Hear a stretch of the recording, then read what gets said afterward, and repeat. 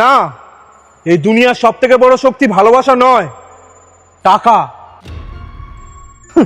আমি জানি আমার এই কথাগুলো তুই এখন বুঝতে পারবি না, কারণ আমিও একসময় তোর মতোই ছিলাম।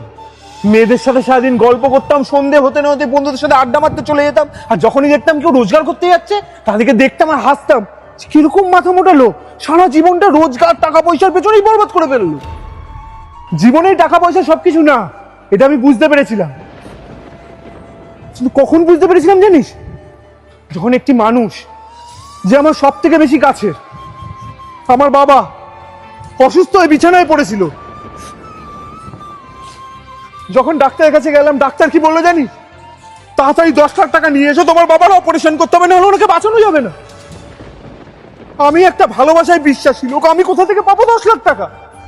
আমি যেই মানুষটাকে সারা জীবন হাসতে দেখেছি, মানুষকে হাসাতে দেখেছি, সেই মানুষটা আজকে নিজের জীবনে হাত পেতে আমার কাছে ভিক্ষা চাইছে, আর আমি তার চিকিৎসাটা অবধি করতে পারছি না। এমন না যে মানুষজন সাহায্য করেনি, সবাই সাহায্য করেছে, কিন্তু কেউ টাকা পয়সা দিয়ে সাহায্য করেনি, সহানুভূতি দিয়ে সাহায্য করেছে। যে বাবু, কিচ্ছু চিন্তা করিস না, ভগবানের উপর আস্থা রাখ, একদিন ভগবান সব ঠিক করে দেবে।